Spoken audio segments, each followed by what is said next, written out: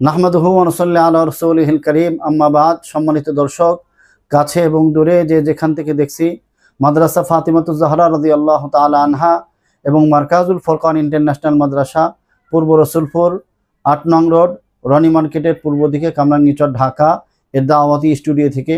সম্মানিত দর্শক, আমাদের প্রত্যেকের মনে চায় যে আমাদের সাথে আল্লাহ তাআলা থাকুন। আল্লাহ তাআলা যদি আমাদের সাথে থাকেন, তাহলে আমাদের প্রত্যেকটা কাজের মধ্যে বারাকা হবে এবং আমাদের প্রত্যেকটা কাজ আমাদের জন্য সহজ হবে। এ ব্যাপারে একটি হাদিস এসেছে, হযরত আবু হুরায়রা রাদিয়াল্লাহু তাআলা আনহু থেকে বর্ণিত হাদিস। আন নবী হুরায়রা রাদিয়াল্লাহু তাআলা আনহু আনিন নবী সাল্লাল্লাহু আলাইহি ওয়াসাল্লাম قال ইন্নাল্লাহ আযজা ওয়া জাল ইয়াকুল আনা মা'a আবদি ইযান হুয়া যাকারানি ওয়া হারাকাত বি শাফাতাহু। রাওয়াহু ইবনু মাজাহ। ইবনে মাজাহ শরীফের 3792 নম্বর হাদিস।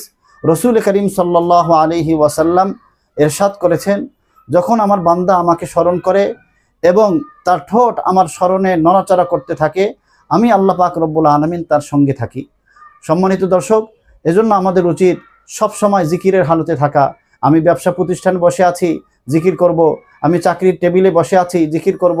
আমি রাস্তায় চলতেছি, জিকিরের সাথে থাকব। তাহলে আল্লাহ পাক রব্বুল আলামিন আমাদের সাথে থাকবে এবং আমাদেরকে আসমানি জমিন বিপদ আপদ থেকে এবং হেফাজত করবেন এবং আমরা সব কাজের মধ্যে বারাকাত পাবো। আল্লাহ তাআলা আমাদের সকলকে আল্লাহর স্মরণ এবং আল্লাহর জিকির বেশি বেশি করার তৌফিক দান করুন।